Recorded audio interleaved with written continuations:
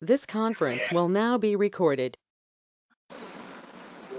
Everybody's here? It looks like it, yeah. Okay. All right, the time being 4:55 p.m. I'd like to call the April 4th, 2020 meeting of the Tilton Select Board to order.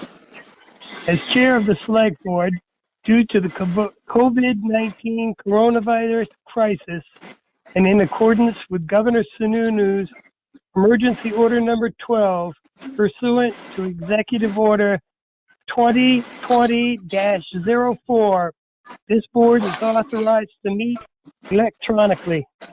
Please note that there is no physical location to observe and listen contemporaneously to the meeting, which was authorized pursuant to the governor's emergency order. However, in accordance with the emergency order, this is to confirm that we are A, providing public access to the meeting by telephone with additional possibilities by video or other electronic means. We are using the GoToMeeting platform for this electronic meeting.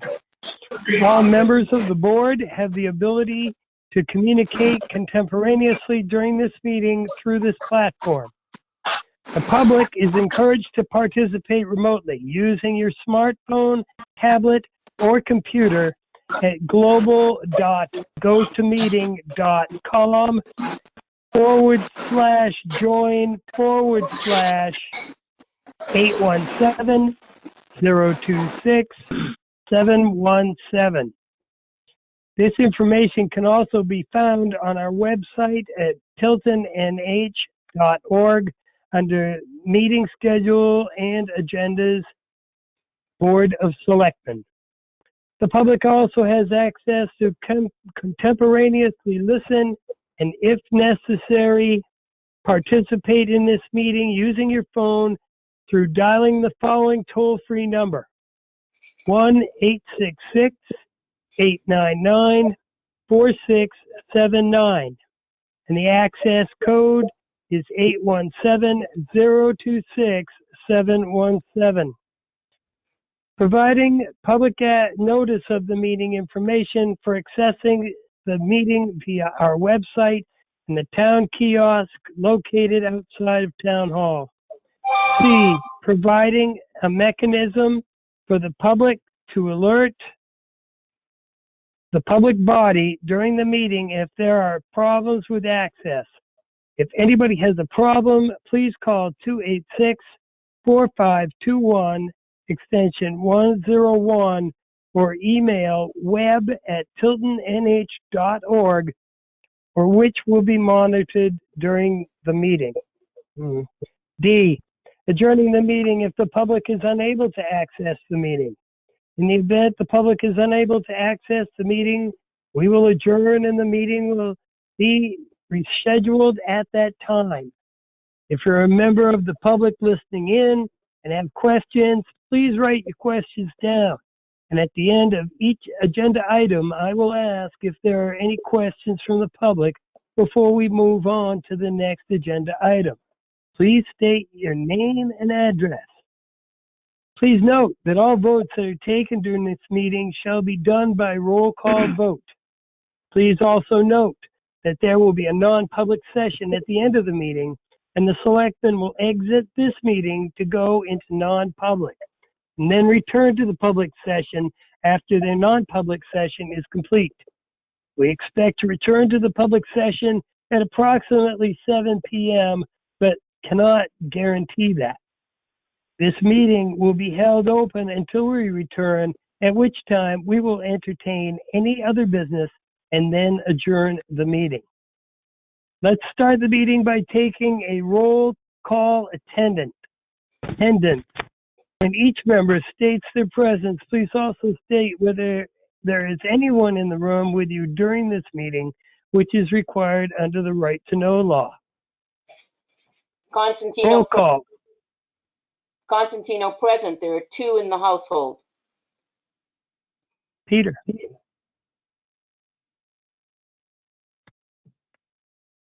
Did I miss you, Peter? His mic is muted. Oh. I've sent him a message letting him know that his mic is muted. Okay, well, I am, you here, Peter? Dog present. Yeah, it finally let me unmute. First time it wouldn't. I'm Okay, here with my dogs. okay, then I'm here as well as Kyoko is in the house. Eric? I'm here, and I'm alone because I'm going to my car. John? John Scanlon, present. I am alone. Okay.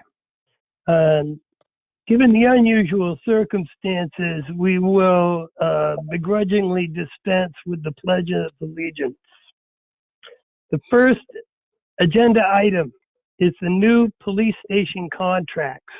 Jeannie, would you please address this? Jeannie? The mic is, Joe, would you like to go over the minutes first? Yeah, I have the wrong list in front of me. Okay, let's bring the minutes of the, which is it, 13th? 17th and the 19th. Tuesday, March 17th, emergency meeting. Has everybody had a chance to review the minutes? no. Where are the minutes? They were sent, The minutes, go ahead. Gail sent the minutes a couple days ago. And then Joe sent an email with, along with that, I think. Didn't you, Joe? Yes, I did. Okay, well, if everybody is not familiar with the minutes, why don't we table the minutes to our next meeting and move on to the agenda items. Okay. I just double checked again, and I'm sorry, I don't have any minutes in my emails at all. Sorry. It is what it is. We can table this until the next meeting, and we can get it straightened out between now and then. Okay. Okay. Oh, here we go. The first agenda item is the new police station contracts. Jeannie, would you please give us the presentation? Sure. So we've had a variety of contracts that have been going back and forth between our attorney, our insurance company, Primex, for the last few days. We're not quite there yet in terms of the final documents, but I did want to just give you an update of the, let me see, there are 4 documents. There's the general conditions of the contract for construction. That contract is between the owner, us, and the construction company, Milestone. And it consists of conditions of the contract, drawings, specifications, etc. It's been reviewed by Primex, our attorney, Gary Goudreau, with suggested changes. And Milestone to date has made all the changes that we've asked for. We're just waiting for the final feedback from the attorney on the Primex changes before the contract is ready to sign. And I expect that contract will be ready to sign on Monday. And what I'm hoping is that once we get the final, I'm happy to send all that to you. They're quite voluminous, but my hope is that tonight you'll kind of come to a consensus that you'd be ready to sign off on Monday, knowing that it's been gone over pretty thoroughly. So that's the first contract. The second is a standard form of agreement between the owner and the construction manager's constructor. This contract spells out responsibilities of the construction manager and the owner, talks about compensation, payments, insurance, bonds, dispute resolution, termination or suspension provisions, and the guaranteed maximum price is included in Exhibit A. Again, this contract has been reviewed by Primex and the attorney. Milestone has made all the changes that we've asked for to date, and we're just waiting for the attorney to look at the Primex changes before the contract's ready to go.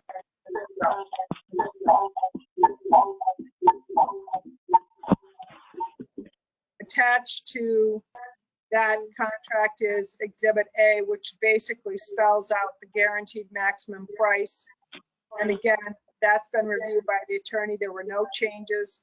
And just as a reminder, the guaranteed maximum price was 3.998 million change. The third contract was standard form of agreement between the owner and the architect. It spells out the architect's responsibility, including the scope of basic services, structural, mechanical, electrical engineers, and civil.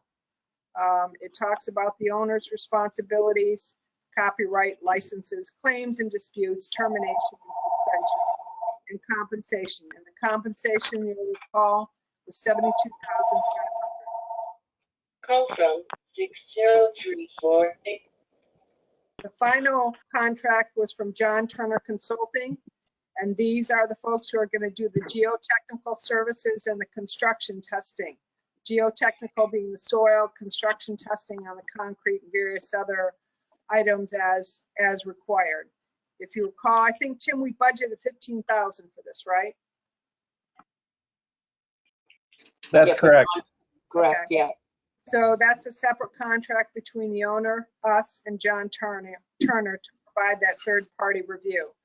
So again, I just want to reiterate, the contracts will be most likely in their final form either later tomorrow, first thing Monday. I'll let you know, but my hope is I can send these all to you, but my hope is that you'll, to move it along, be able to come in on Monday and sign off on these contracts.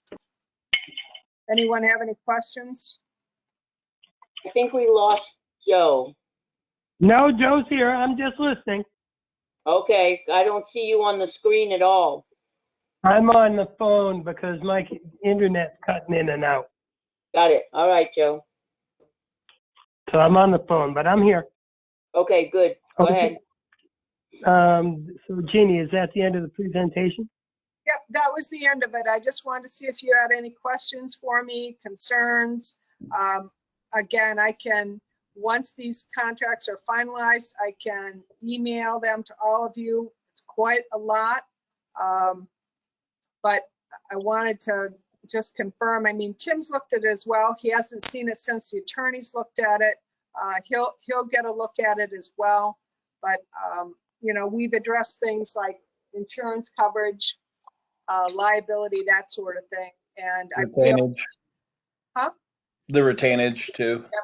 I feel pretty confident that with all the guys that we've had on this, that covered pretty well with these contracts. Okay, Pat, would you like to start discussion? I'm fine. And go ahead and, I don't know if you need a motion or not, but I would be okay with accepting it contingent upon John Radican's okay with it. That's what we're paying him to go ahead and look at it. So if he says yes, go ahead. And then on Monday, if it's ready for us to sign, I would go ahead and make a motion that we approve it. Then we can individually go in and sign it on Monday. Is there a second? Second, Fogg. Yeah. Fogg, second. Okay, there we go. We have a motion and a second. Is there any discussion? Peter? I'm good. Eric? I'm good. Byra's good. Okay. John Scanlon? Scanlon, good. Okay. Hearing no discussion. Take a vote. Roll call vote. Pat? Constantino, yes. Peter? Fogg, yes. Jessamine, yes. Eric? Byra, yes. John? Scanlon, yes. Okay, the vote is unanimous. Motion passes. The next thing on the agenda is, yep. Point of Hello? order. You're gonna ask, Say what? Oh, yeah. No, you're absolutely right. I was going to ask, is there any questions from the public?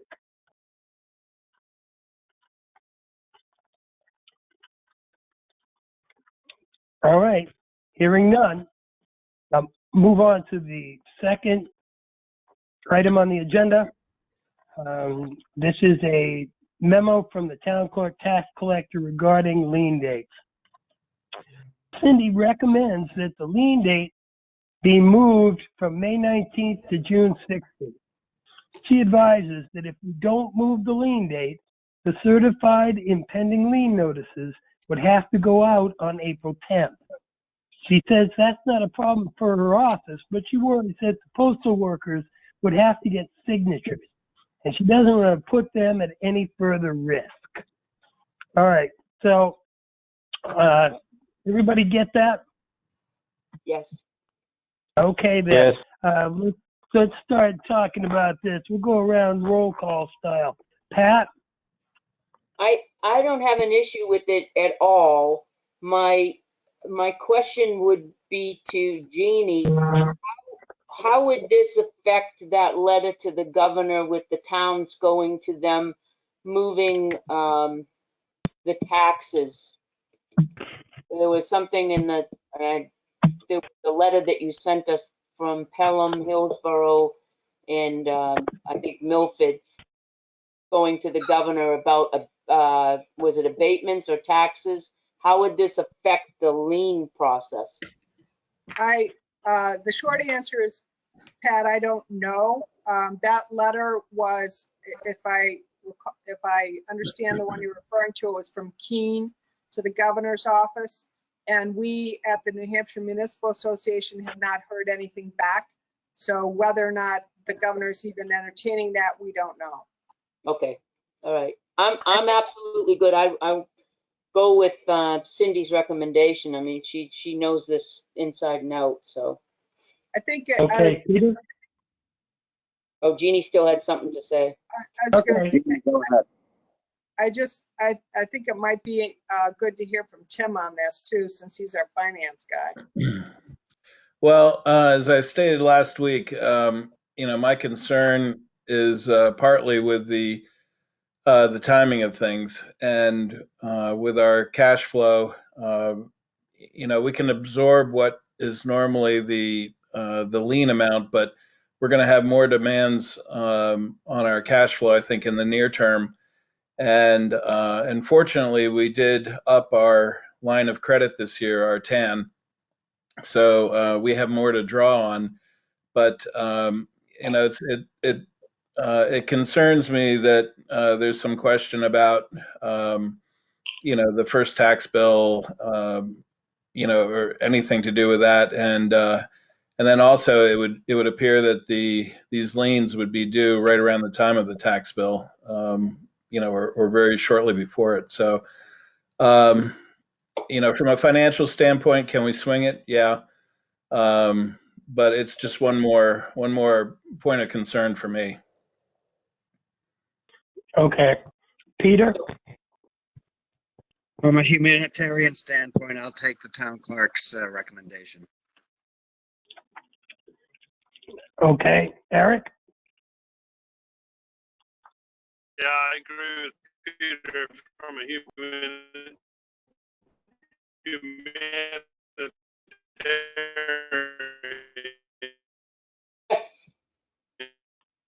Can you understand him?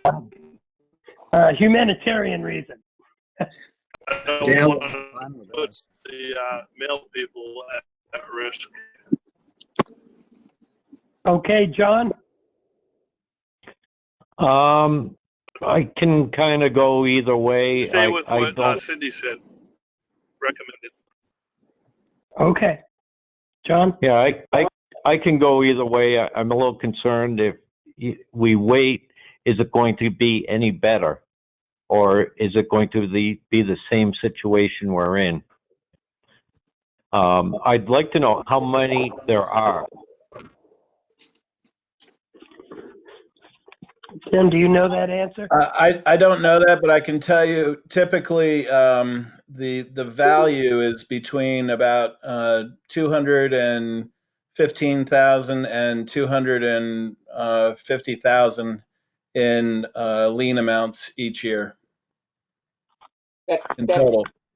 yeah, that's typically the pattern, but you don't really know that until you pull the report. I don't know if That's she's right. pulled the report yet. I don't think she pulls, Okay, I don't think she pulls the report until she's ready to glean them. okay. My personal feeling is that we move forward on the lien date. I share everybody's concerns about the postal workers.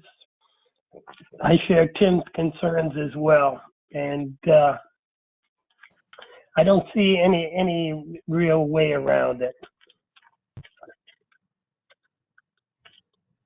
So, is there a motion to be put forward?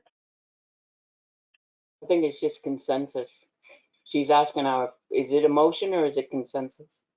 Jeannie? Well, I think that, I guess I don't know. It'd be better for a motion, I guess, if we don't know. It's I would always, like to make it in the form of a motion. yeah, I agree, Joe. So moved. That we'll move it to Okay, recommendation of the town clerk tax collector on June 16th. okay, is there a second? Second. Is there any discussion, starting with you, Pat? No, Peter? I'm good. Eric? I'm good. Sean? I'm good. Okay, there's no other discussion, then all those in favor of the motion, please say, never mind. Roll call vote. Pat? Constantino, yes. Yes. I'm a no. Eric? Ira, yes. John? Scanlon, no. Okay, the ayes have it. The motion passes. We're going to switch it to the 16th.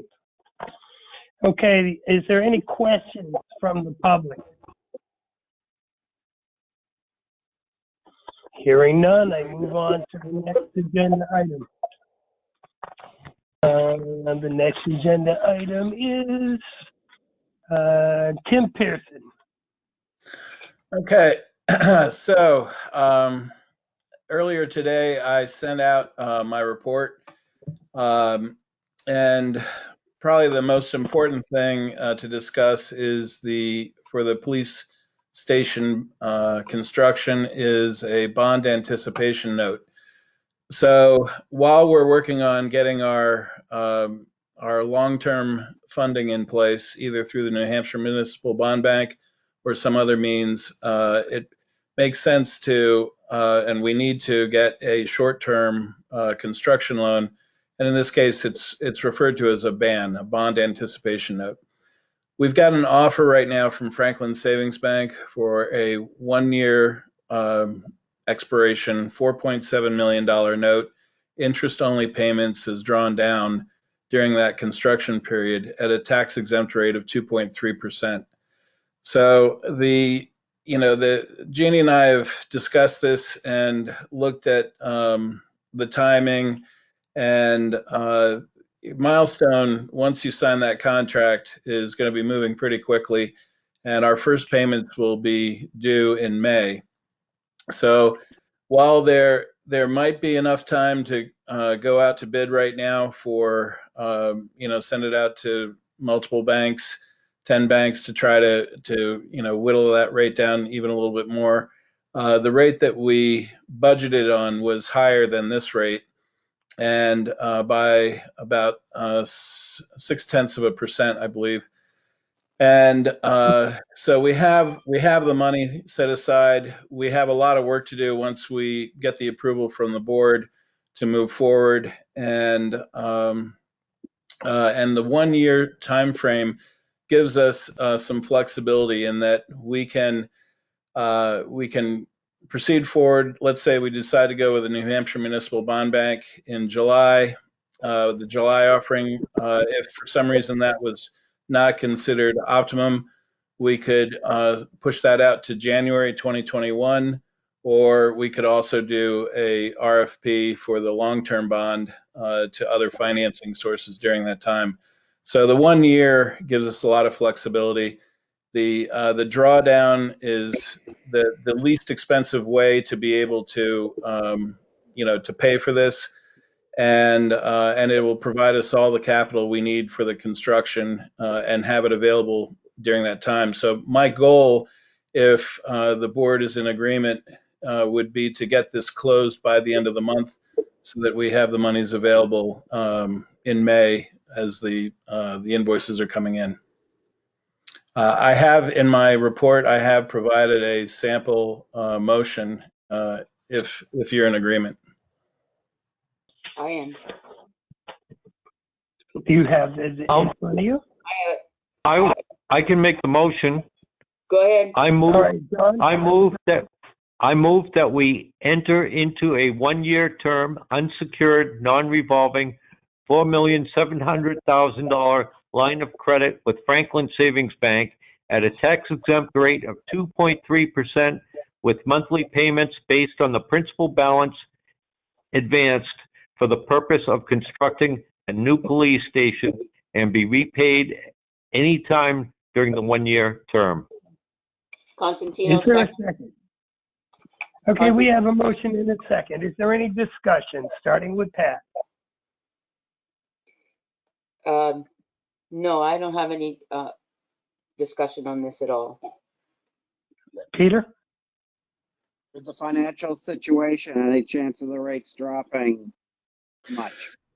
No, in fact, if anything, Peter, what we've been seeing, the municipal bond market has been really going through an upheaval since town meeting, and the Federal Reserve has gone in and sort of held up the market some, but the prices were collapsing, which was increasing the rates, particularly long-term rates were ticking up in the 3.5% versus where we were looking at 2.5% within the last month. So that's anticipated that once things settle down a little bit, and this CARE Act that was just passed by Congress, starts to work its way into the economy, and the fact that the Fed has indicated they're willing to keep the market supported, I think things will stabilize, and that's the opinion of the bond bank. But right now, there's just a lot of uncertainty. So I think that also is an advantage for us in that 1 year. It gives us more flexibility if things don't come to fruition, and that for the July rate, if it's not advantageous to us. But for the purposes of this note, Peter, the 2.3% is the best rate we could get from Franklin Savings Bank. It represents a 2.91% non-tax exempt, but because it's tax exempt, it's 2.3, which is their qualified bank rate. Thank you, Tim. I'm good. Eric? No, you just answered my own question that I had about the rates, but I'm okay with it. How about you, John? I'm good. As am I. Hearing no other discussion. All those who would like to start with a roll call vote, Constantino? Constantino, yes. Peter? Yes. Jessamine is a yes. Eric? Pyra, yes. John? Scanlon, yes. Okay, the motion passes unanimously. Go ahead, Tim. Terrific. I've got two other just very quick items. One is regarding the Parks Commission. I had sent out the automated expense report has been going out. They're starting out. And the chair, Bob Hardy, had contacted me and asked that we turn off the meters at 132 Ball Field, and he felt as though there's no point in having them on. So with consensus, this is just I think 2 days ago. So unless there's any reason to keep them on, I was going to go ahead and shut those off. And because the parks budget has budgeted for the full year of electric for those meters, I don't expect there's going to be a big fee. I think it's $35 to, or at least it used to be $35 to disconnect. But those charges, because those were already, money was already budgeted for the electric expense for those items, I would be charging those to the Parks Commission budget, and they would still end up with additional money from the electric for the year. I have a question on that, Mr. Chair. Yeah, by all means, Pat.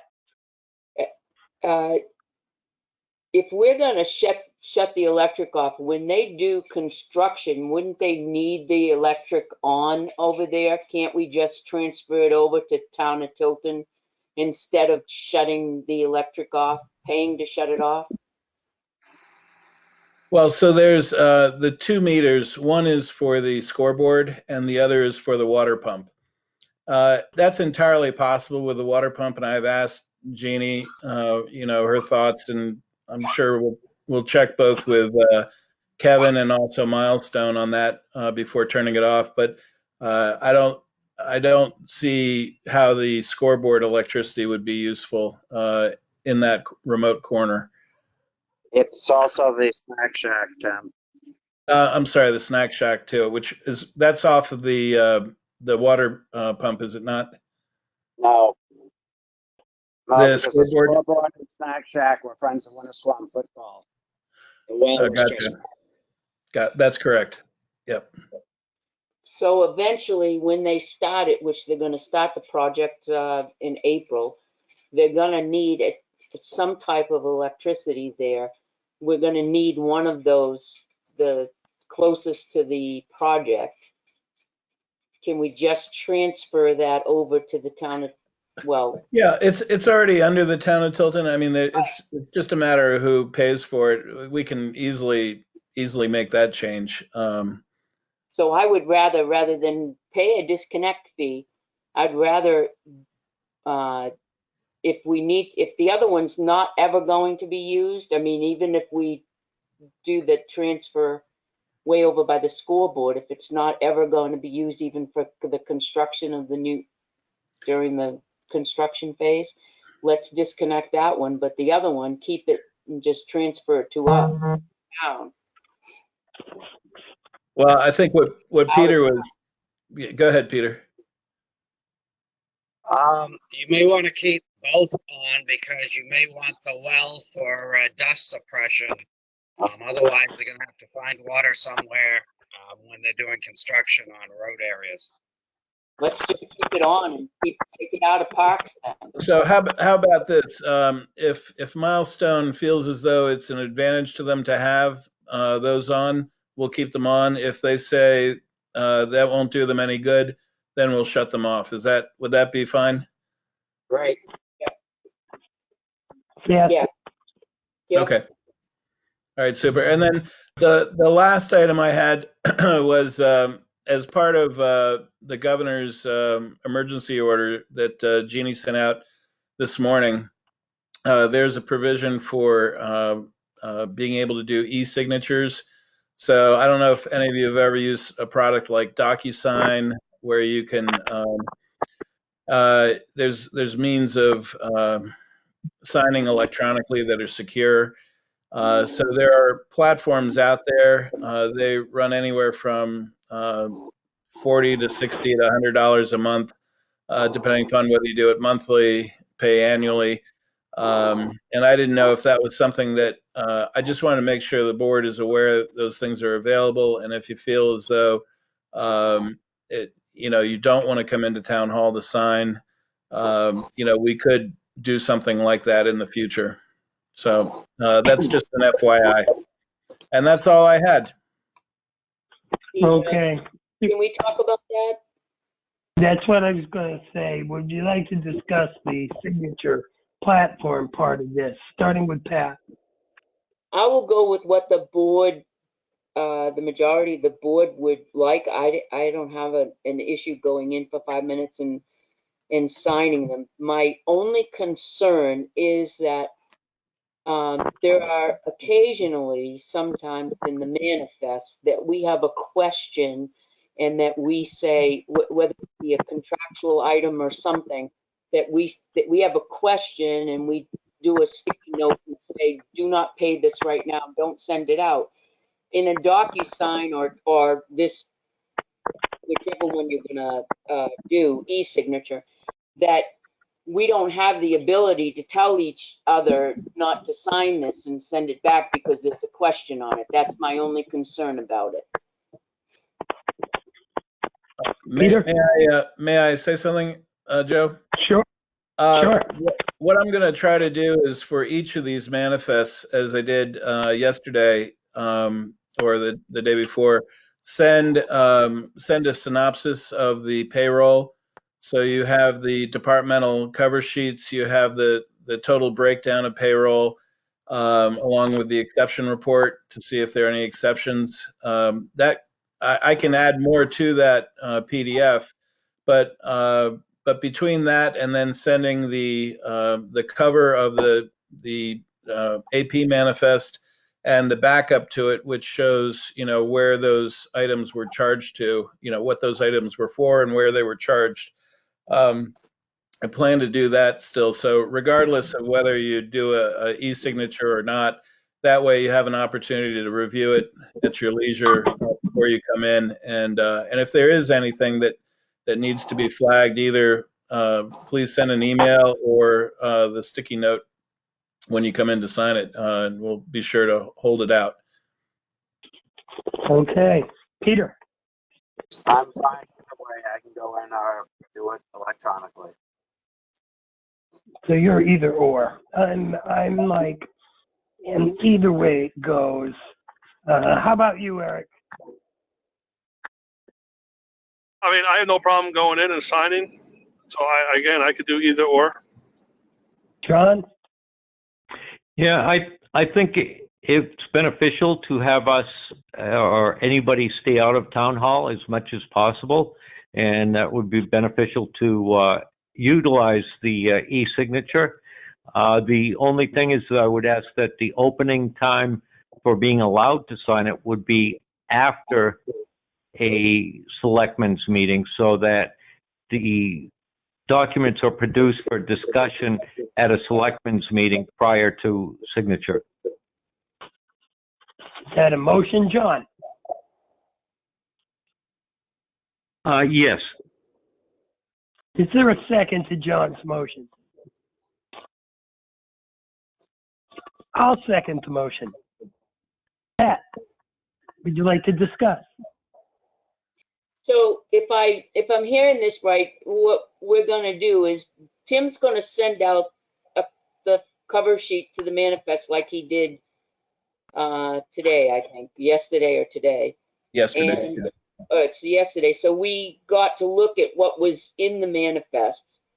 So we're gonna have a couple of days to look at it before the selectmen's meeting. And then if we have issues with it, we can reply all and say, hey, I got an issue with this particular payment. What is it about? We have the ability to do that via email, and then an explanation can come via email. And then, but John wants to wait until the selectmen's meeting and then discuss it at the selectmen's meeting. Is that what the motion is saying? Yes, the discussion, so that what would happen is it would be a public discussion of anything prior to being authorized, or allow for time for it.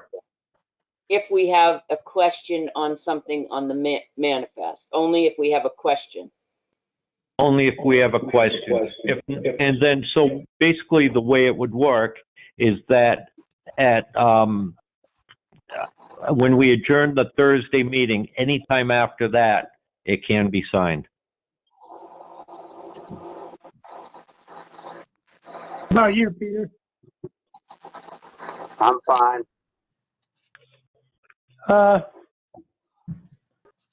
And yeah, okay, I'm good. How about you, Eric? I guess help me understand the significance of after the selectmen's meeting. Well, if somebody has a question about something and we've already gotten 3 signatures, their question would be invalid because it's already been signed. If we have a time of Thursday when we would meet, then we'd have the opportunity to bring that question before the whole board and not be sending it through emails, which is kind of like a non-public meeting.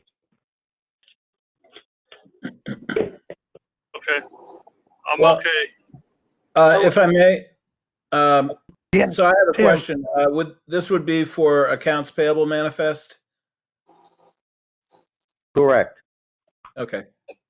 Yeah, I have, so, Go ahead, Pat. thank you. If Tim sends out the accounts payable manifest a couple of days prior to the selectmen's meeting, we all see that. If something jumps out at us and we reply to that manifest, the cover sheet or whatever, let's say it's R&D paving and we say, no, Cedar Street isn't done right. We're not going to pay this right away. I really think we need to talk about this at the discussion on Thursday night.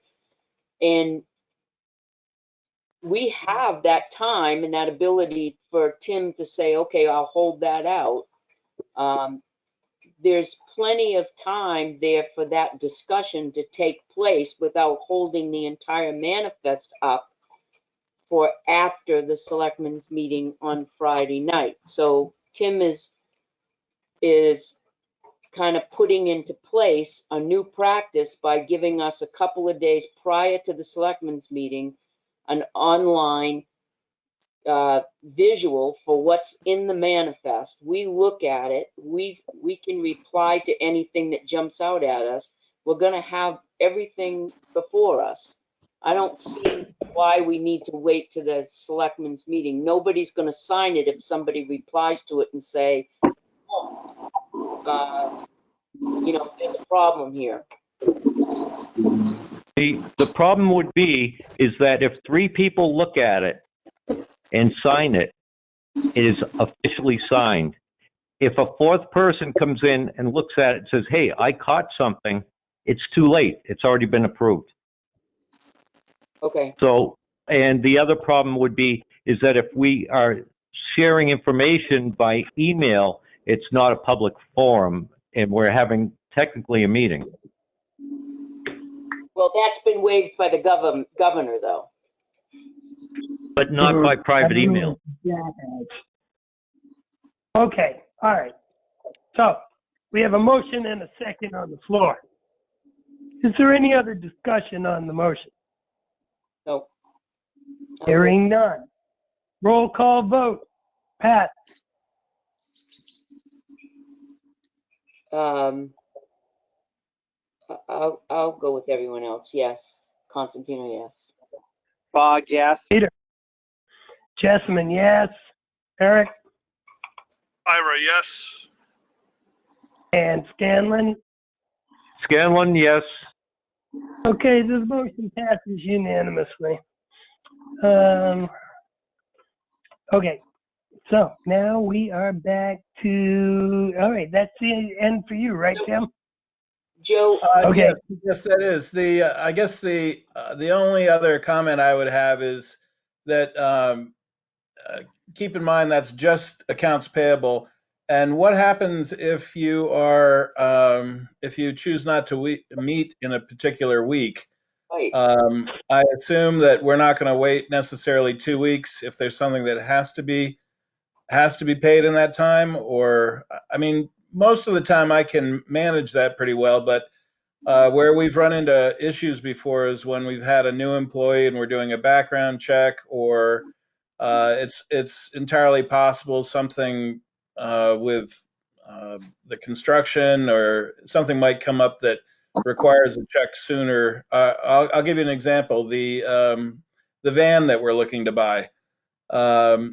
If we have the invoice tomorrow, and if you're not meeting next week for some reason, how would that work, I guess? Well, we'd be meeting next week. Firstly, we're meeting next week. I mean, except for act of God, we'll be meeting next week. Okay. Well, no, I think Tim's got a really valid point. We have to, first, we didn't decide whether we're going to do with e-signatures or not. We just dealt with an issue that may arise from doing e-signatures. So we have to really make a decision on whether or not we're going to go with the e-signatures. And we have to deal with the situation with, in the event that we do not have a meeting, are we just going to do the e-signature and let Tim go with this? I would do the e-signatures and let Tim go. 'Cause this is not ordinary times. This is like a new normal. And I keep saying that a lot, but every time I turn around, there it is. If he gets caught up and he has to send out this check, I mean, there has to be some kind of a way for him to get it. Or to just, so the e-signature thing makes sense to me. There's not that often that it comes up that we find something that needs to be held. I mean, that is just doesn't come up that often. So No, it doesn't. It doesn't. I'm in favor But of it it. does come up. I've seen it before, and I've found those things before. I agree. Nobody wants to. I don't think anybody wants to interfere with the business of the town. But I understand what John's saying is correct in that you get three guys come in there, and all of a sudden the last two selectmen don't count. They've had no chance to discuss it. It's not been aired in the public forum, and I think that's good business, quite frankly. I agree.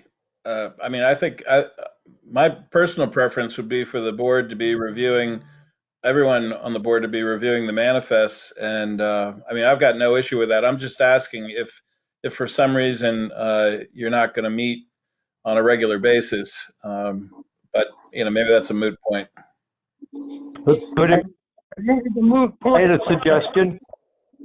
Yeah. That if they are set out on 3 days prior to the meeting, that we just, as I was stating before, that at the adjournment of the Thursday meeting, we could change that to 7 p.m. on Thursdays, that you must go and say an objection or something if there isn't a meeting, either at the adjournment or at 7 p.m. on Thursdays. That gives people the opportunity to look at it and question it. Anybody? I just want to put this to bed and move on. Jeannie Forrester, are you still out there? I am. All right, terrific. Would you please weigh in on this issue? Well, I think that anything that we can do to make the process smoother, as long as the selectmen are informed, because I know this board likes to be engaged and informed. It really is up to you. I am going to ask you under my report, maybe it is moot, but do we want to go to every other week until we get out of this COVID issue? But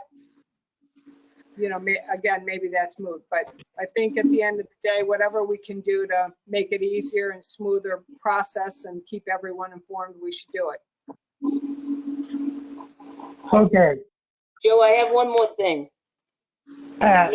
We are often thinking about ourselves when we think about going into town hall and signing us. And all of us said we have no problem going in and taking 5 minutes to sign it. However, if you really think about this, you know, whether you stop at the grocery store, stop at the post office, or stop someplace and then go into town hall, you're 5 minutes to sign a document, you're putting your employees at risk through this. And it's only, this virus is going to get worse before it gets better. I'm just putting it out there in order to protect our employees that are still at town hall doing our everyday work. I think it's to our advantage that we stay away and do the e-signature and do as much as we can away from town hall as possible. Okay. So, where do we stand here? Is there a motion on the floor? Yes, there was. Okay. Motion. Everybody understand the motion? John, would you please reiterate the motion one more time? Okay. Jeannie, did you write that motion down? So make sure we have what we vote on what's written down. Your mic. Ginny, your mic. Nice pass, John. Being recorded- It's being recorded through the technology. So Right. there's Oh, I see. down. Okay. So the motion, as I understand myself as saying, is that the manifest can be signed after Thursday meeting is adjourned, and I'm going to amend that to or 7 p.m. on Thursday. And apparently I seconded it. And that's the e-signature. What? Say that again, John. In the e-signature. And that's with the e-signature. Okay. Okay. If I may, the e-signature is just a generic name I was using. There's two individual products, but I'll go ahead and select one if this passes. What's best, yeah. So if I'm understanding correctly, your motion is to have Tim set us up with e-signature for the payroll in the manifest going forward. And then on the accounts payable manifest, that everybody needs to take a look at the accounts payable manifest when he sends it out 3 days before the meeting, and you have until 7 p.m. on Thursday to reply if you have an issue with any one of them. Correct. Okay. I have a question. All right, Chairman, good enough. Eric, I have a question. Eric, go ahead. Do we need to put a time limit on this so that it doesn't become something permanent, or is it something that we want to become permanent?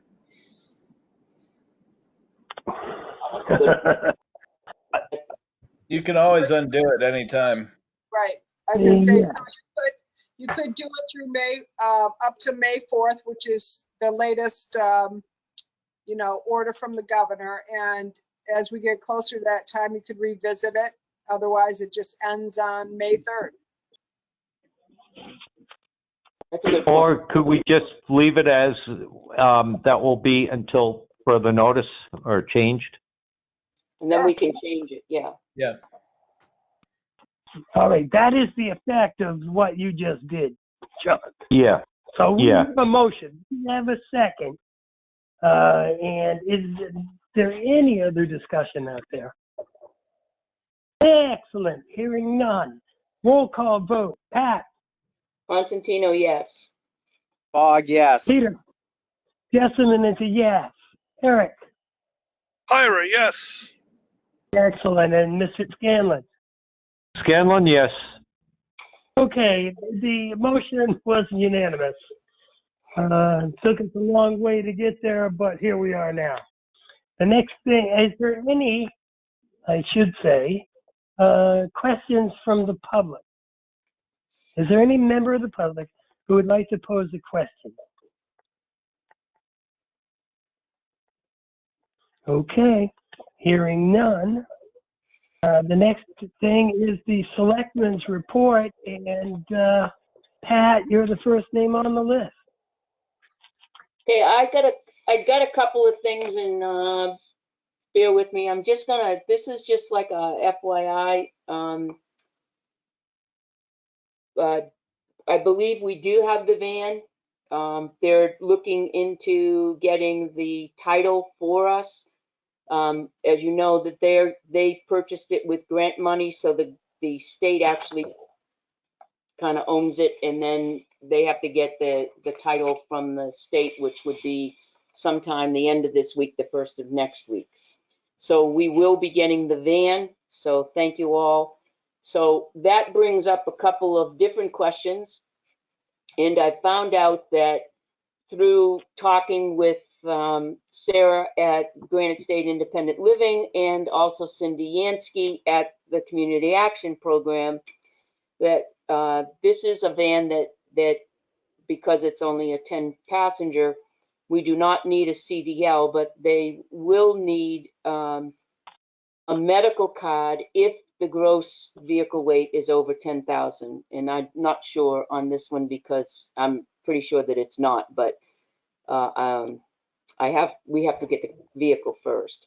So there are no other needed certifications or requirements of certifications or driver programs that is needed other than the drivers need a DOT medical card.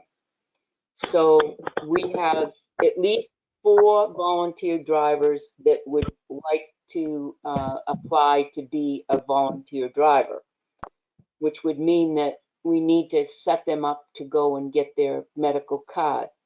Now, before we do that, let me just go further on that. I feel it's very necessary to train them in wheelchair disability, accessibility, and what the state requires bus drivers to do for wheelchairs, tie downs, how they use the ramp, how they secure them on the ramp, how they secure them in the vehicle, what's needed, and so on and so forth. So I would like to have a small training before we do that, before they even get into the vehicle on that. I spoke with Emily at the DMV today, and she passed me over to the Federal Motor Carrier. Where are you going, Jeannie? She's left. Yeah. She said she'd be right back. So I spoke with the woman at the Federal Motor Carrier Division, the people that require everybody for their CDLs and exemptions and the DOT carriers license, all the transportations and so on and so forth. So they said that there's a possibility that we may not even need the medical card or a DOT certification because there are exemptions for municipalities and there's no commerce.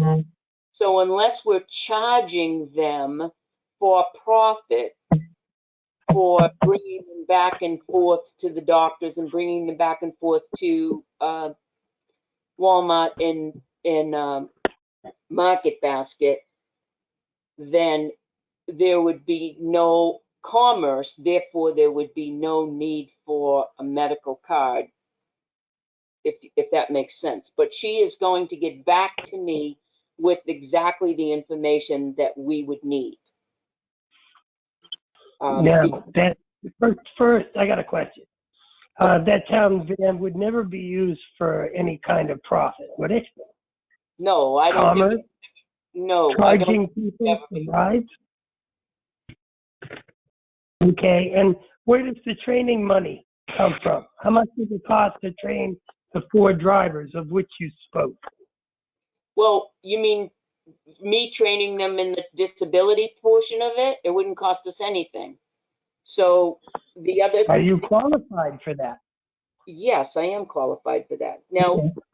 Joe, the other thing, Joe, is that Community Action has a driver certification program, which, so I'm still continuing on because I'm not finished yet. But Community Action Program has a driver training program at 16 hours. And I would really love them to go through that. But right now, immediately during the coronavirus, they're suspended the training. So it's not necessary for our drivers. However, when the coronavirus thing is lifted and everything is back to normal, they're going to start it back up. Terry Page is the one that teaches that. It's about 16 hours and the 4 drivers, and it wouldn't cost our municipality anything. So that was my point. Good. so and the other thing is that Cindy Yansky, myself, and hopefully Jeannie, when she gets a minute or two. Are you listening, Jeannie? I just had to laugh at that one because she's right out straight right now. But we need to figure out a driver policy, what the usage of the bus, who's driving it, what their qualifications need to be. And so we're trying to develop some type of a policy so that the selectmen can approve the policy for the van and the usage. And I did talk with Kelly Sedgley, and she did say that she was all on board for striping the van for Tilton Senior Center. And Tim's gonna do a gas card so that we could do that. The volunteer, if we do have to get a medical card, then the executive committee said that the volunteers, from the senior center, we can pay that out of grants and donations. I don't know, Jeannie was gonna find out how much that they get charged from the town, but we figure that out later. But I think there's 4 drivers right now that would like to drive for the senior center van, with the senior center van. So the other thing that I have right now is that there's a new program that Community Action has partnered with the Friends program, and it's during this coronavirus situation, and they have partnered with All Around, and they've asked for volunteers. I put it out there on Facebook. I got a lot of people that had asked for more clarification on what it's about. The Community Action Program, this is how it works. They would like volunteers to offer grocery shopping for seniors, including delivery to those during this pandemic to get out, who are unable to get out and shop for themselves. How it works is the shopping lists and cash or gift cards will be placed in an envelope with the recipient's name on it. A bus driver, which is the RTS bus driver for CAP, will collect the envelopes, deliver to the volunteers. So there'll be a day one day that will be for Tilton, and you'll have 5 or 6 volunteers, depending on how many seniors need it.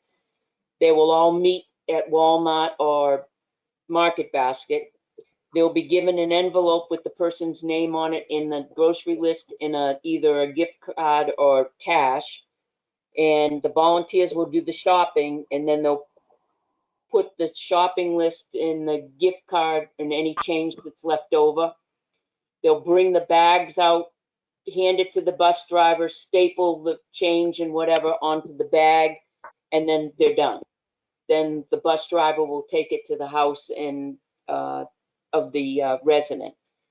So we've got approximately 8 different volunteers from Northfield and Tilton that are willing to participate in that. And I just wanted you to be aware that that's a new program that is helping our seniors in Tilton. I have a question. Yep. My question is, we have 8 volunteers. Is there any liability on the town? Or how is that covered? That would be, they would be under Community Action Program, Okay. All right. not the town of Tilton, Joe. Okay. The other thing I wanted to tell you was that the senior center now, we are just open for meals. They're giving them 2 days, so it's every other day. So they've shortened the days that we're open. 2 things that are going on up at the senior center right now. One is that during this crisis, there's something going on in Franklin, and I don't know quite understand what is going on, but both Nancy and her assistant are out, and they are taking Cindy out of Tilton and putting her into Franklin. Emily is going to take 4 hours on Mondays and Wednesdays and be there for the seniors to come and get their meals. And they'll give them on Monday enough for Monday and Tuesday, and Thursday they'll give them enough for Thursday and Friday. The other thing is we're trying to get Lowe's to get in touch with East Coast Flooring to finish the flooring for the hallway and the bathrooms, which means that we need to coordinate it with Kevin to lift the toilets up so that they can do the flooring around that at that same time. But we haven't been successful in getting East Coast Flooring yet to commit to a date and time. So I don't want to bring in Kevin unless we know the date and time. That's it. Okay. I had a question for Pat.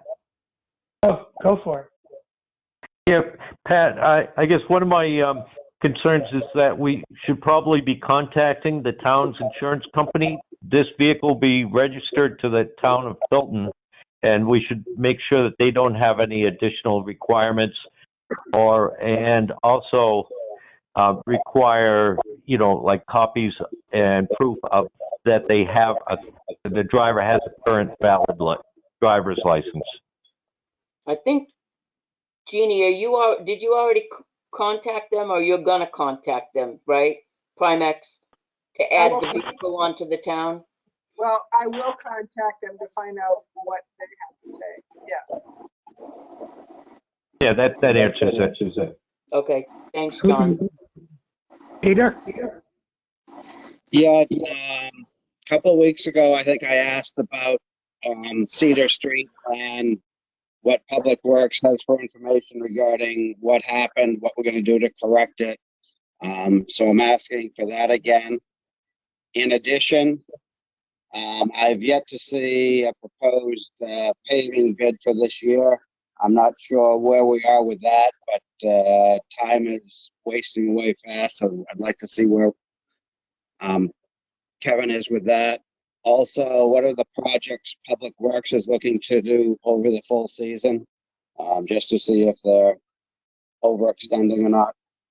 That's it on mine. All right. Next. Is there any questions for Peter, I should say? All right. Joe? Yeah.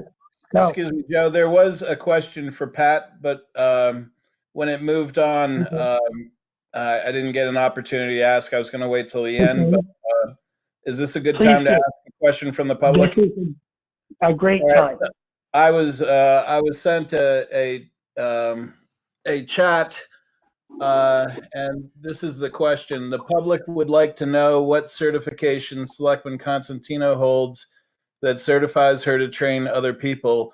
Being trained in something and being certified to train people in something are different things. So to be very clear, it's not a certification. So the state has no certified,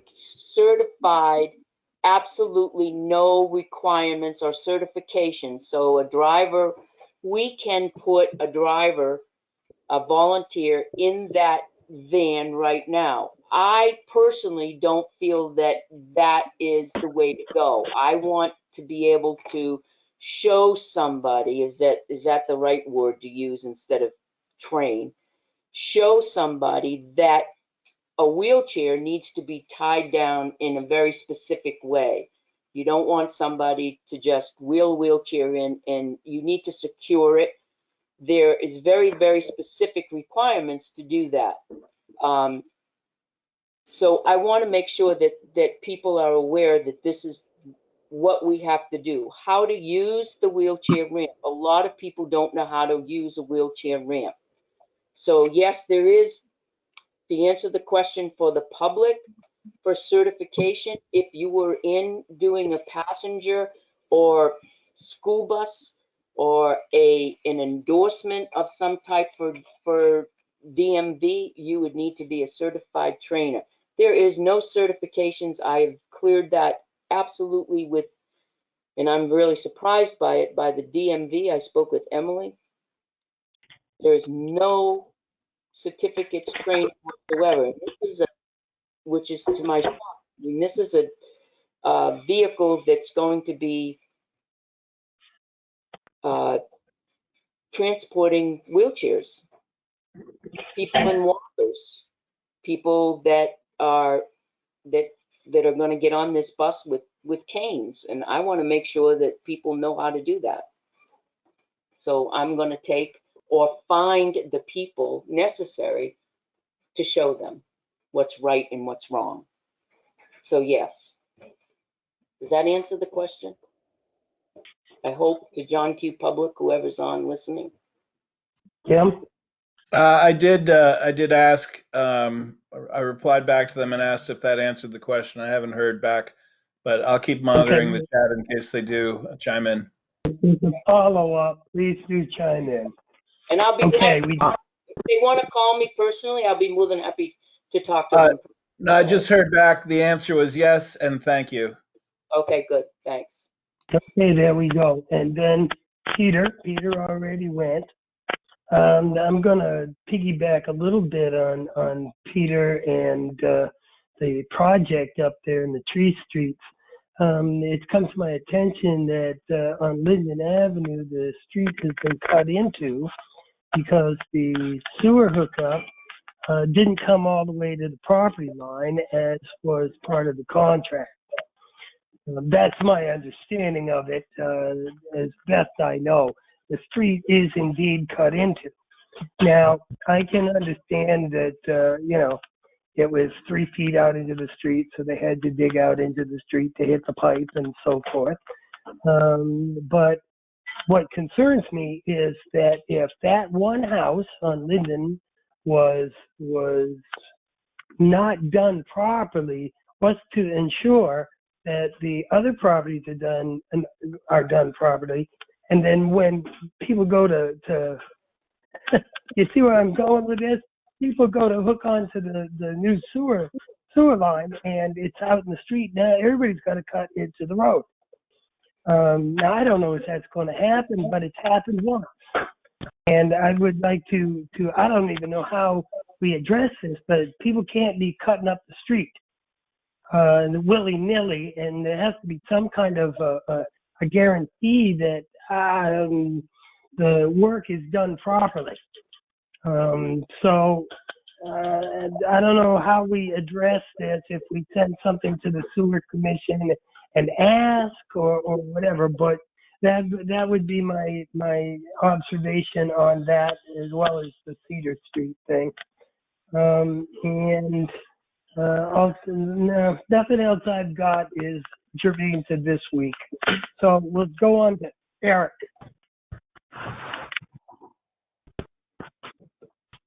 Excuse me, Hi, can you hear me?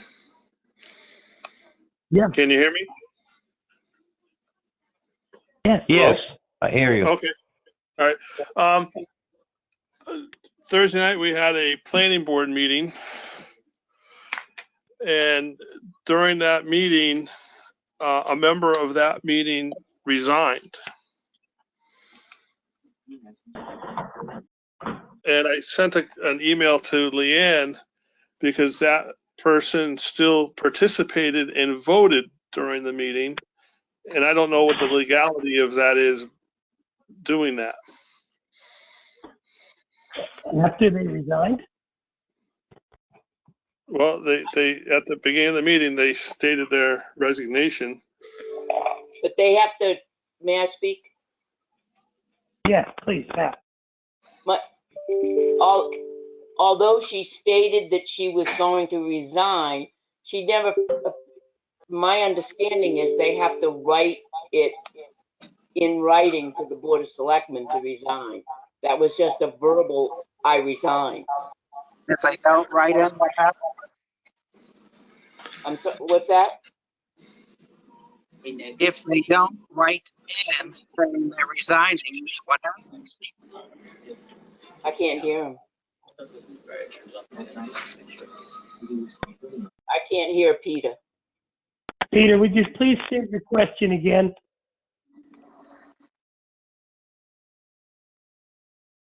Never mind. I can hear you now. Peter, Okay. state it again, Peter.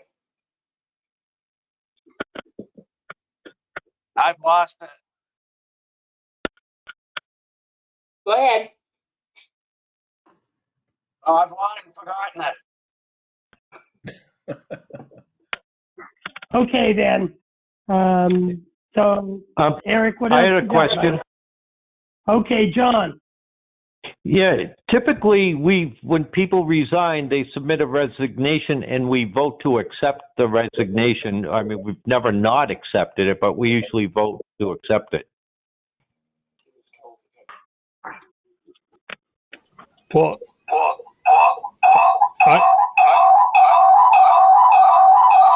Ooh. Sorry. Sorry. Can you guys hear me? Too. Yeah, I'm Yeah. sorry. Hold on.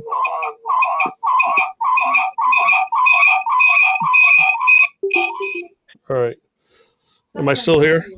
Yeah, Yep. just Yeah. FYI, everybody, if you call in, you want to make sure you mute your mic on the computer, Yeah. so you only There you have go. one audio going at one time. No, I switched to the house, so now I'm home. So, Okay, maybe that was it. I did a little research, and there was some cases in Washington State where a board, it wasn't necessarily a planning board, but a civic board, where the member resigned and it was effective immediately in the courts. Wow. So that I'm just trying to figure that out. I just want to cover us that that meeting was still legal even though they resigned. Well, Jean, I'm happy to check with NHMA on that and get back to you. please. Okay. You got anything else, Eric? I'd love to hear about Cedar Street, but that'll be another day. No, I'm good. Okay, then. You did, John. Right. Yeah. So, let's see what's going on. There was another water main break on Morrison Ave. So they've dug. I think there's now 3 holes from water main breaks that they've dug up the pavement for. So we do have some problems with water mains on. Actually, this will be the 4th on a very short road. So just to let everybody know about that and aware, I think it's due for paving next year. The other thing was I had a question from somebody asking if they would be able to view or hear the transcript of the meeting. I guess that's such as like we've always had the video on.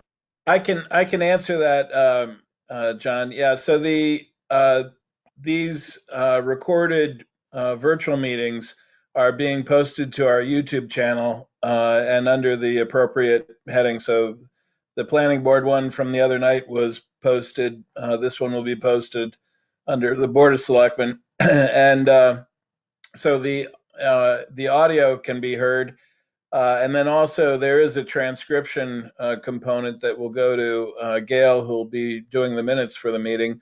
And she can either listen and or use the transcript to, to do the minutes. But yeah, this whole recording, audio and video, will be available in the normal course and normal section that we keep it on the website. And so there'll be the link where people commonly find it. And Yes. that's it for me. Thank you, Tim. Okay. Are there any questions for John? Are there any questions from the public? Okay, Tim, if you get any, jump on in. I will. The next thing is Jeannie Forrester and the town administrator's report.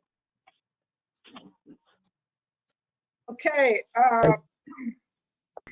so couple action items, a couple FYIs, and some questions. David Krause, the surveyor, has come back with a quote to do a survey of Morrison Avenue. He said that would be $2,500, and he could complete it in the next couple months. So my question to you is, would you like him to do this work? If you would, then I'll ask him to draw up a contract. Pat?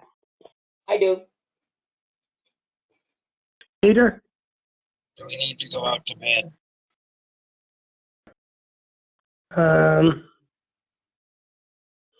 Jeannie, I have a question. Pardon, Peter. We currently at 1,500.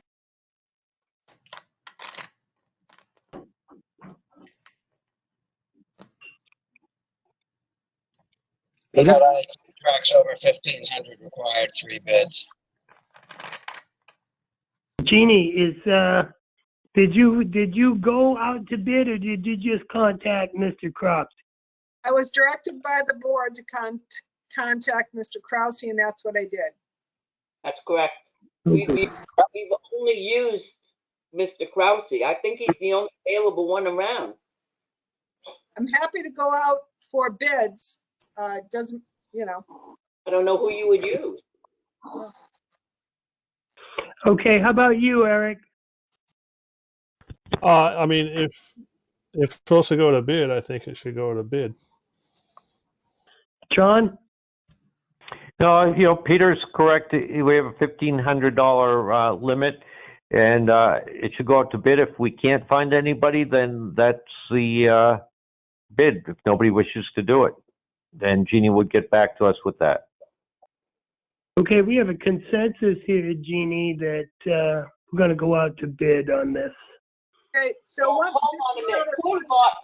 Hold on a minute. The board a few weeks ago instructed her to go to Krause Yep. to get this price. Now you're Yep. saying it's not good enough. You want her to go out to bid. How many more circles do you want her to jump through? Well, your objections are noted, Pat, but 3 of the selectmen indicated that they wanted to go out to bid. I don't believe I was a member of the board. We can't keep changing our minds like this. Actually, yeah, we can. That's democracy, Gary. Okay, So we need to see Jeannie Moa. so I asked you all this the last time. Why, I guess, why are we bearing the burden of this cost? Why would, I'm just curious, why are we doing the survey when, why wouldn't we put it on?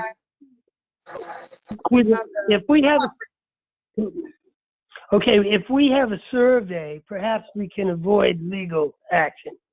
That's my only thought on this, although my vote would have been with Pat. We just pay the guy and get this done.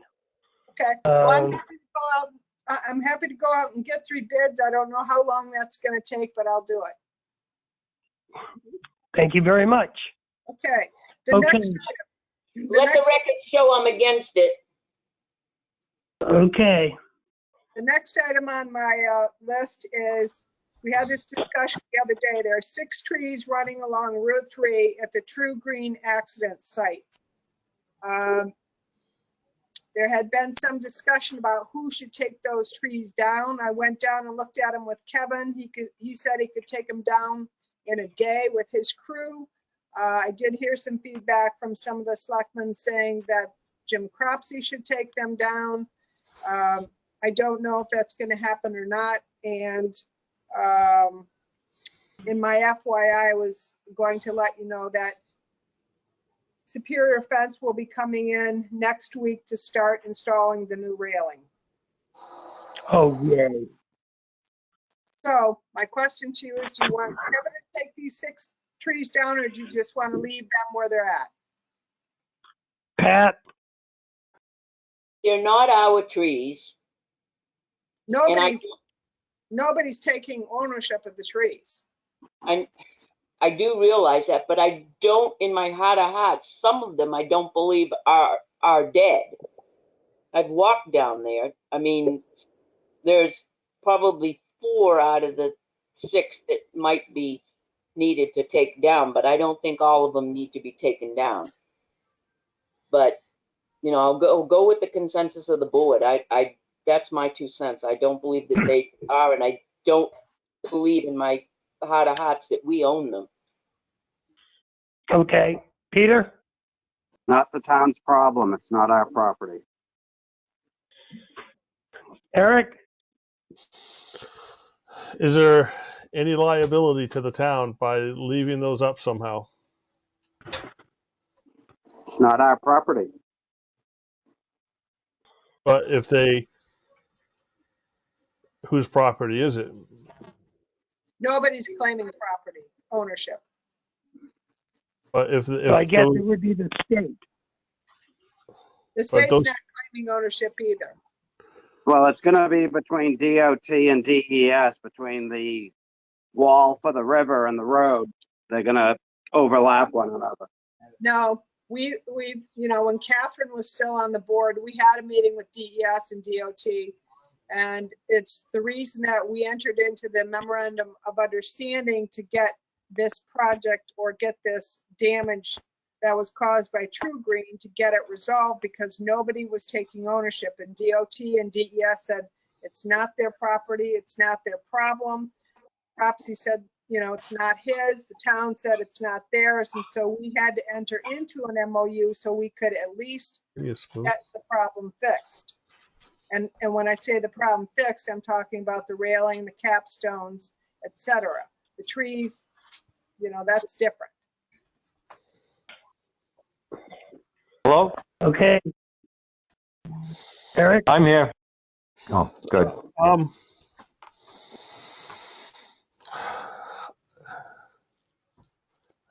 that's a tough one. It doesn't appear that the trees are in the way in terms of them being able to install the railing. So I don't see that as an impediment, but I don't know. I don't remember who asked about the liability if the trees fall down, and I have no idea. Maybe you wait and see what comes back and what doesn't come back. I was just going to say that. Is there a way? Is there a rush? Can we wait until things start to bloom out and see what those trees come back as? I have some information. Okay, John. Yeah, I went down and I took a look at the trees, and the ones that I checked, the first few ones going up the row, and if you go and you take one of the branches and you scratch the bark, which is a standard way of telling if a tree is alive, it's very green underneath and it's alive and it is budding. So I don't think we should just cut the trees down, because who's going to replace them and at what cost, and who's going to be responsible for replacing them? I don't think it's a good idea to cut them down at this time. Okay.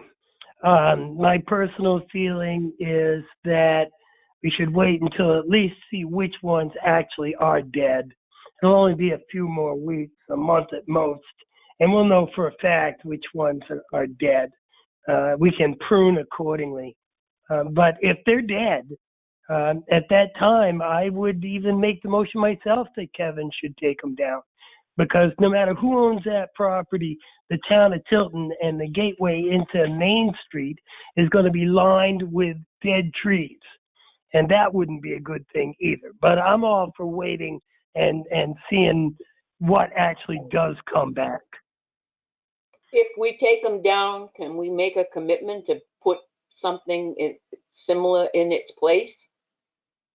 We always have in the past, and I would see no reason that would change in the future. But like I say, I would like to see what, if anything, truly needs to come down first, because we can have that discussion at that time.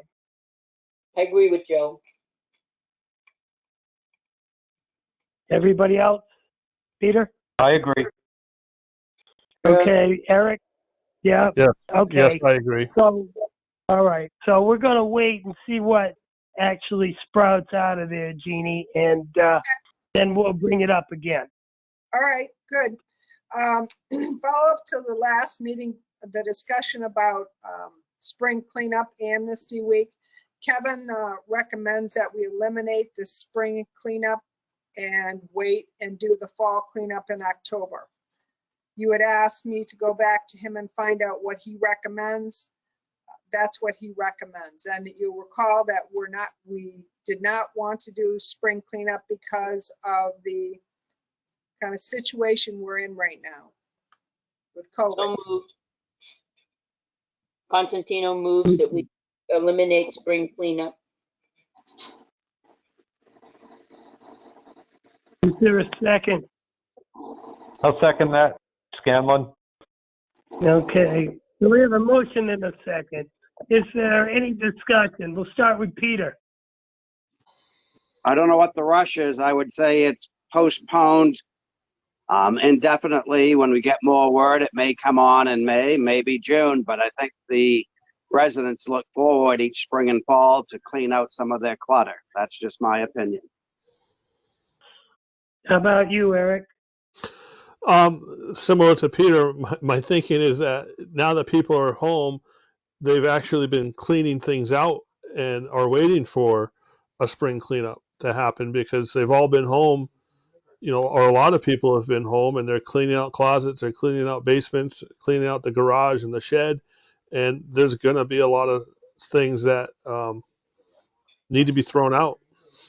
And waiting till the fall, we could be back in the same situation in the fall. We don't know that. So I think we need to figure out a time to have one in the spring. Unless, did he say that the staff is too busy to hold another one in the spring? No, the whole reason for postponing it or moving it is because of where we're at with the COVID virus right now, because we can't have the exposures. Right. Yeah, I just want to make sure we have one in the spring, that's all. One of the things I'll talk to you about later, I suppose I could talk to you about now is, they're expecting the COVID virus here in New Hampshire to peak around the end of April, May. They are expecting, I don't know if you've heard this, but they're expecting anywhere from 11 people a day dying in New Hampshire because of this virus, up to, I've heard estimates as high as 1,000 people. If it goes to what they're projecting, which is the end of April, so you're going to have another, you might be before you get to that. I don't know where it's going. So that from last week's conversation was just, what do we want to do with this spring cleanup? Okie dokie. John? Yeah, I agree that we should postpone it indefinitely until such time that it could be held safely. Okay. I'm almost in agreement word for word with Eric. A lot of people have been home and they're cleaning out their stuff. To put it off altogether until the fall might not be that good a thing. If we can have it, I know we can't have it now. And we won't have it in April at all, and probably not May, but if we can have it in August or the end of July, time allowing, I would love to do that because of all the reasons that Eric stated. Okay. We have a motion. We have a second. Mr. Chairman, I'll amend my motion to postpone indefinitely instead of eliminate. Is there a second? Second. Byra, second. Okay. Okay. So the motion is to postpone indefinitely the townwide cleanup until such time as it might safely be held. Is there any discussion? Hearing none. Roll call vote. Pat? Constantino, yes. Peter? Yes. Jessamine, yes. Eric? Byra, yes. John? Scanlon, yes. Okay, the motion is unanimous. What's next, Jeannie? I sent to all of you, I think yesterday or today, the latest emergency order. Sent that via email, which relieves municipal and local government from any statutory, local, or charter provisions. This speaks specifically to planning board, because I think that was the issue the other day, is they felt because of the RSA, they had to have a meeting. So we had been hoping that we were going to get an answer from the governor a week or so ago. We just got it today. So that addresses that issue with boards that have some statutory requirement. As I mentioned earlier, the railing at True Green accident site is going to be installed next week. Kevin is going to take down the existing railing. That'll save us some money, so Superior Fence won't be doing that, but he'll do it after they install the new railing. And then I was going to ask you about meeting every other week up until May 4th, unless there's a reason to meet. But I don't know if you've already decided that from a prior conversation. So we're meeting today, and I suppose it doesn't really matter because we're meeting remotely, but unless there's a reason to meet, I'm not sure we need to, unless you just want to because you meet every Thursday.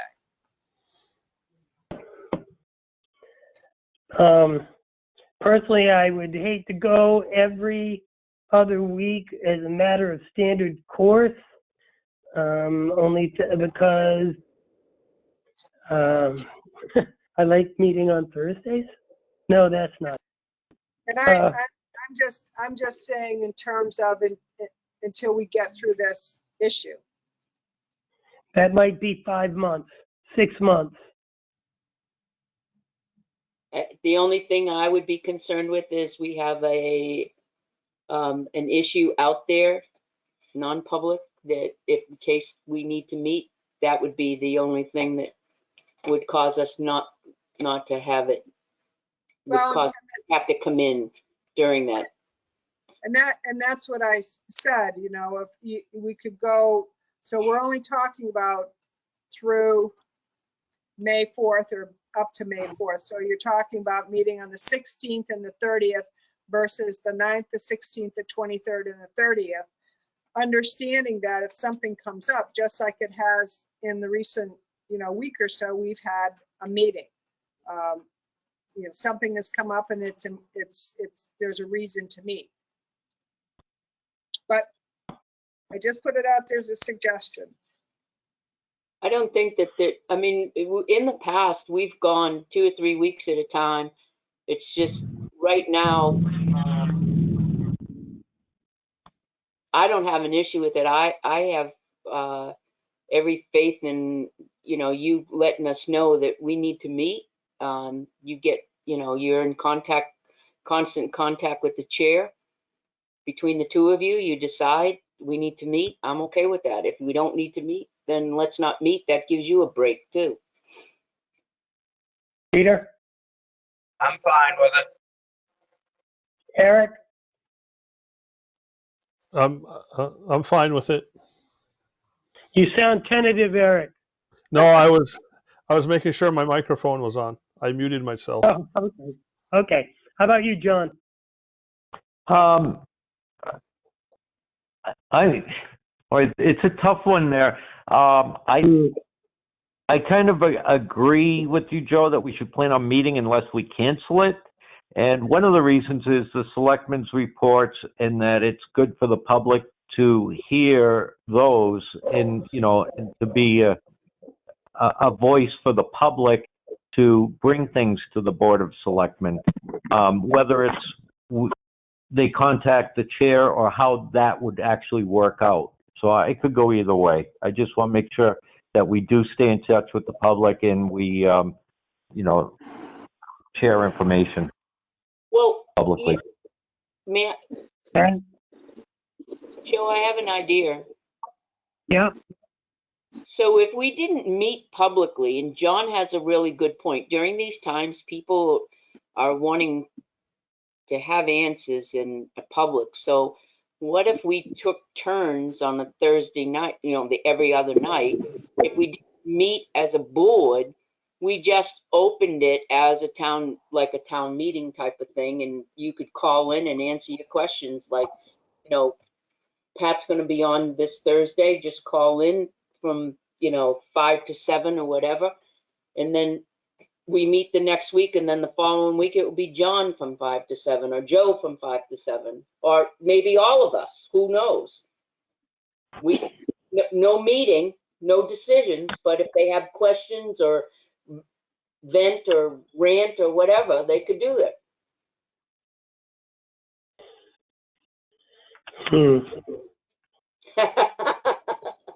Yeah. Well, Exactly. yeah. I could see your face on that one, Joe. How about? Yeah, I'm really puzzling that one. Okay. How about we schedule the selectmen's meeting every week, and then if we don't need to meet one week, we just don't meet. Postpone it. Yeah. Because we'll know by Tuesday whether we're going to need to meet. Any feedback on that one? It makes no difference to me. I think between you and Jeannie decide if we need to meet. I think you have to understand too that she's got all this going on with the police and everything else with the building and contracts. You got to understand that as well. But her and Tim are our backbones right now, and they're stretched to the limit. No doubt. So no doubt, I agree with that. Between the two of you, decide. Okay. Yeah, well, what I'm going to do as the chair is to keep the meetings going every week and to cancel them as needed. You'll all be notified well in advance, and it will be posted in all the usual spots if we're going to cancel the meeting on any given week. Sounds Is good. everyone in agreement? Scanlon, yeah. Okay. I'm good. Okay. Unless there's any objection, Jeannie, what's your next thing? Just wanted to mention that the Honda project, got a call from them the other day. They would like to meet with the selectmen to discuss their project, and I recommended that they meet with you on April 16th. Via phone conference, right? What's that? Conference? Via phone conference? Yes, that's how it would have to be. Okay. Now this is the one that's going in across from Lowe's? Yes. Okay. When do they meet with the planning board? The meeting with the I want to say the meeting with the The 28th. the 28th with the planning board, the 21st with the zoning board, and they're supposed to be scheduling a meeting with conservation too. I don't The believe zoning board was canceled. What? Eric? there was an email from Chuck Mitchell today that I don't believe the Conservation Commission feels that they can adequately meet with the applicant in the month of April, based on the volume of information they have to review. John, were you going to say something in there? No, just that there are requirements that they have to meet with planning, zoning, and conservation, and those people usually vet out all of the issues, and then then I would think it would go to the selectmen so that we have the whole picture. I think that they probably heard some conversations from the board about concerns about Morrison Avenue and felt like they needed to get in front of you and have the conversation. Isn't that conversation for the zoning board in planning, not for them to make the decision? Don't you control the road? Yeah, any issues with the road have to be the selectmen.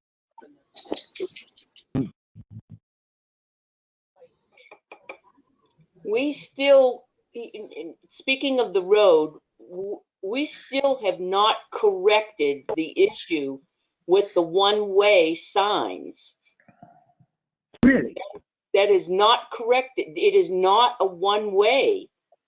And that we have one-way signs up at the end. It is not a one-way going in at all. That's correct. Catherine brought that up weeks ago before, and I thought we had instructed Kevin. Somebody last year put those signs up, 2 years ago, I'm sorry. I think it was Brock, and put those signs up along with the do not enter sign. The issue is when you come out of Morrison Avenue, you're laughing at me, Tim. No, sorry. The issue was when you come out of Morrison Avenue, there's no left-hand turn. That's the only issue with Morrison Avenue. It is a two-way street. There's no sign that says no left turn. Yes, there is. Then it's taken down. There should be, because there's a There sign. never was. There's no left turn turning in. No left turn going out, because I've seen that sign there before. Well, I mean, I drive out there every day. There's no left turn. The state says there's no left turn coming out of Morrison going down towards the police station. That's not correct. They said there's no left turn turning into Morrison Ave. Okay, this is a conversation about these people wanting to come and talk to us, not about Morrison Avenue. So are we going to talk to these people, or are we going to have them go before the other boards first, before they would come to us? I think we need to hear. Go ahead, Joe. I would vote for having them see the other boards and commissions that they need to talk to and get the whole project vetted out, get the variances that they needed and everything else before they come to talk to us about the road. That would be my personal feeling. How about you, John? Yeah, the zoning board has to vet out their the exceptions, and the planning board has to review the plans, and there could be some major changes, so anything that we say or do could be completely changed. It's not a customary procedure to go before the selectmen. We're kind of skirting around the boards and the commissions that we have given that purview to. How about you, Eric? I guess my question would be, what John just said, was there, when Bittern Lane was originally going to be a sports complex, was that discussed while it was also being discussed with the planning board and the ZBA? Yes. Yes, With the board of selectmen? So you yes. wouldn't be out of line. You wouldn't be out of line to discuss Morrison Street Avenue with this applicant before they meet with other boards. The conversation that happened with the people that wanted to make the sports center was in conjunction with the other boards. This applicant hasn't gone before the other boards yet, and so it would seem premature somehow if they come to us after they've been to the other boards, even if they haven't rectified everything with the other boards. We may well have some conditions as a town that would be very important to them. May I ask a question? Absolutely, Peter. If the town says no to the access to Morrison, then it's dead in the water for them potentially. That's why they're coming to us. It's an interesting point. How about you, So- Pat? We Oh, have Peter? never, Peter? To me, Peter? concurrence the way to go with all the different boards, commissions, including us. Okay. Pat? we have never refused anybody that has asked to come before the board on any upcoming project. Never. In 11 years that I've been a selectman. We owe it to them to hear them out. It may be something very different than what we're perceiving right now. And that we owe them at least the courtesy of hearing them out. And like Peter said, it could be if we deny them access, we have the right in the road, just like Bittern Lane. It may have been in conjunction or not in conjunction with the planning and zoning on Bittern Lane. It still was under the purview of the selectmen for the road and everything that and was entitled in the road. And the project ended because they couldn't meet the requirements of the road. And that was the selectmen's purview. So that's what's going to make or break the deal, meeting with the selectmen. So I think that we owe it to them to meet with us. Okay, I can go with that, actually. That makes sense to me. I'm a yes. Pat, Yes. you're a yes. Peter, Yes. Eric, Yes. John. No. Okay, we have a consensus, a 4-to-1 consensus, that we schedule a meeting with the, I forget the name of the people, but what'd you say? It was a Honda dealership, Jeannie? Yes, yes. Okay. I think we should schedule it. Okay, What's next? that's it for me, unless anyone has Oh. questions for me. Is there any questions for Jeannie? Is there any questions from the public? I have a question. Tim? No, you're not allowed. So as I was thinking about the e-signature and all that, just a point of clarification for me, given your meeting schedule. So I would presume that when you have the ability to e-sign these manifests, that once I've got 5 e-signatures, that if that's before a Thursday at 7 p.m., if you've all e-signed them, is that approval to send it out? Maybe that's a question for John.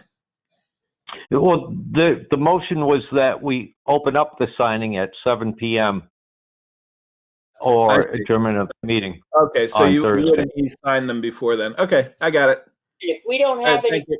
if you send it out, we don't have any issues and you get the signatures, why are we, oh, you're gonna open it Because up. that was the motion. The Yeah, I meeting's, Open got up the electronic voting at 7 p.m. Yep. The meeting starts at 2:45. If we only have an hour meeting, we're gonna wait till 7 PM to sign a manifest? No, it said or the adjournment of the meeting. Yeah. Okay. So I'll be setting up the. Said. Yes, it was. Yeah. Oh, So it was. I'll be setting up that product hopefully by the time of your next meeting, and you'll be getting emails about what you have to do to authorize your electronic signatures. Okay, Thanks. thank you That's all I very had. much. I, Okay, Mr. Chair, I have one question before we end. yes, for-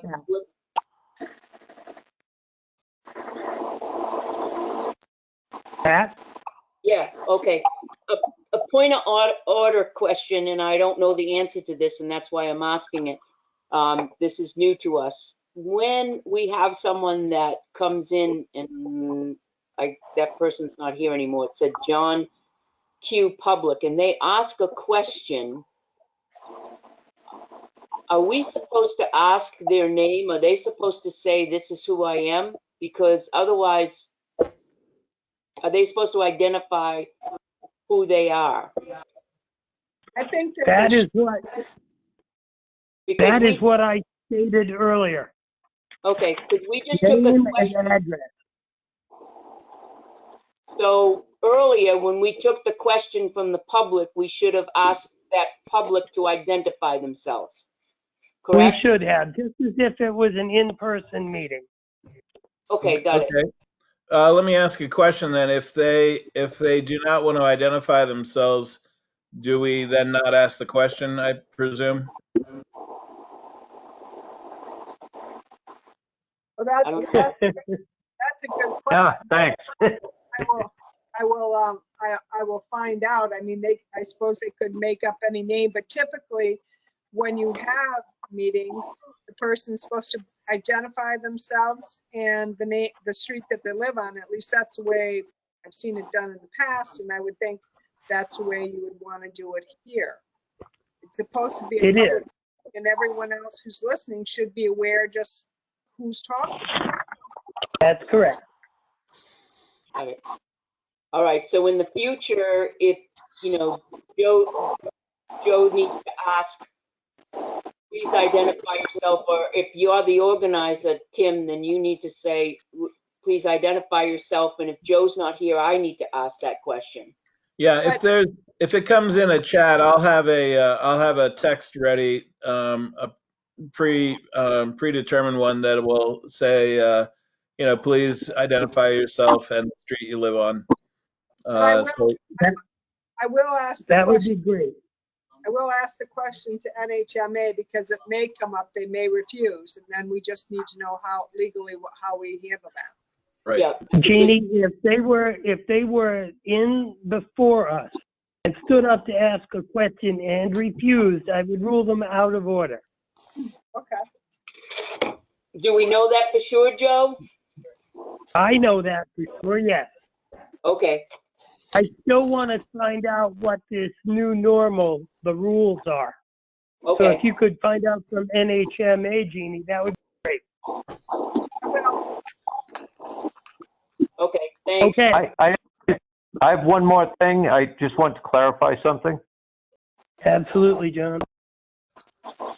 Did we make a decision to remove the one-way sign and just leave the do not enter signs on Morrison Ave? I thought we We had did not. because I thought that when that's what we had decided about a month ago, and Kevin went and replaced the do not enter, so they're very legible now, and new signs because they had faded away, but the one-way signs were left behind and Right. still posted. Right, the one-way signs are not supposed to be up there because it's not a one-way road. We've done our research on this road many times. Okay, so Jeannie, could you please have Kevin remove the one-way signs and I leave will. the do not? Thank you. Jeannie, you have anything else? I am done. Excellent. Okay, now we go to other business, and as it turns out, I have an other business here. I see the meeting minutes have always been sent to us in advance, and in our busy lives, sometimes we've been too busy to read them, and we always had to sit around for 15, 20, 30 minutes reading minutes at the meeting, which is just dead space. The meeting minutes will be sent out every week well in advance. And I would love to get us all to make note of our changes so that they can be done wham bam when we actually have one of these meetings, so that we don't have all sorts of dead air and on our minutes or on our meeting. If you please could. And that's my other business. Is there any other business to come before us tonight? Hearing Public none. comment. Public comment. Oh, yeah, no, you're absolutely right. Is there any questions or comments from the general public this evening? Tim? There are none. Okay, hearing none. And the time being 6:56 p.m., I'd like to make a motion to move into non-public session per RSA 91-A:3, paragraph 2A, the dismissal, promotion, or compensation of any public employee or the disciplining of such employee or the investigation of any charges against them. Do I have a second? Second, Constantino. Okay, we have a motion and a second. Roll call vote. Constantino, yes. Fogg, Peter? yes. Jessamine, yes. Eric? Pyra, yes. And Scanlon, yes. Okay, we are now in non-public session. Selectmen, hang up Wait. your phone or disconnect from your computer and call into the number provided on the agenda under non-public. No one else has this number. If you misplace the number, call Jeannie on her cell at, wait a minute, does everybody have Jeannie's cell number? Yes. Thank Yes. you. Eric? Eric? Yes, sorry. I forgot to unmute. Okay. Peter? Yes. Okay, you've got it. All right. So at this time, everybody hang up and call in on the new number.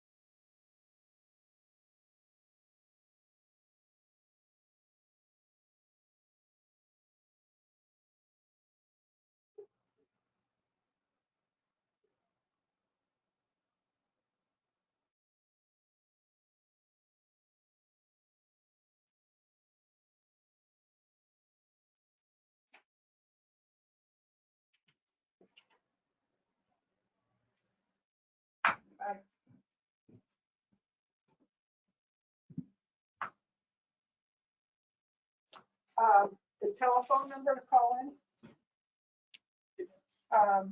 So it is 866-899-4679.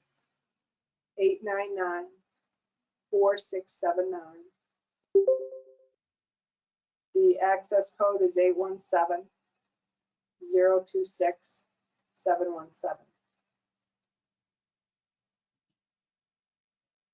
What? I'm here. I'm here. Just you and me. Let's go home. Oh, I am home. Where's Tim? Looks like he went for supper. Tim, did you go to supper? You got to mute. You're muted. You're mute. I can't hear you. I had a tablet with me and I was checking to see if anybody had come in, Oh, but there were no guests that came, and I'm going to stop sharing the screen. all right. Eric's here. Jeannie's here. Peter's Peter, here. John's muted. Did you say hi to everybody? Huh? Did you say hi to everybody? Oh, here comes somebody else. I'm back. John Scanlon. John Scanlon's back. Did you say hi to John Scanlon? We're public. Jane does not dare to come before the monitor. She's scared. It looks like you're all here. Yeah. Unless people are muted. Yeah. Joe? Looks like Joe. Who's the one in the Peter, you're there, right? No, His he's microphone. His microphone Okay, is can you hear flat. me? Yeah, I can hear you, Joe. Okay, here we go, finishing this up. But wait a minute, I don't think Peter's here. I don't think Peter's here. There he is. Oh. It's it. You popped up and said Peter underneath. It said if it was muted though. I don't think he could hear us. Somebody just left.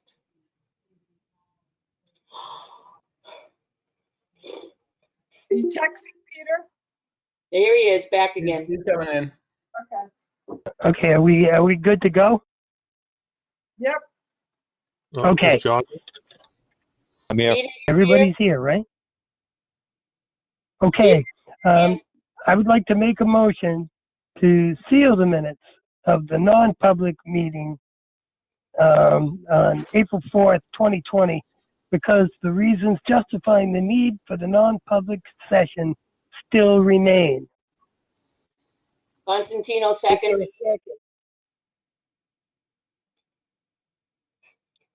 Hello? Constantino second. Okay, we have a motion and a second. And is there any discussion? No. All those in favor, by roll call vote, Pat, Constantino, yes. Peter, Peter, turn your volume on. Peter, Peter, turn your volume on.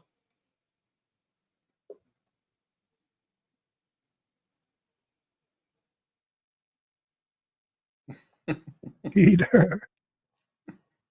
At least he's not in the bathroom.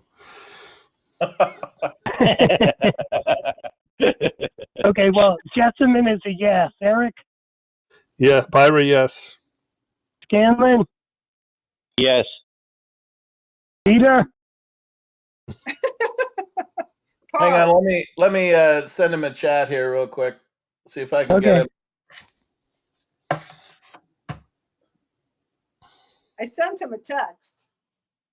Okay.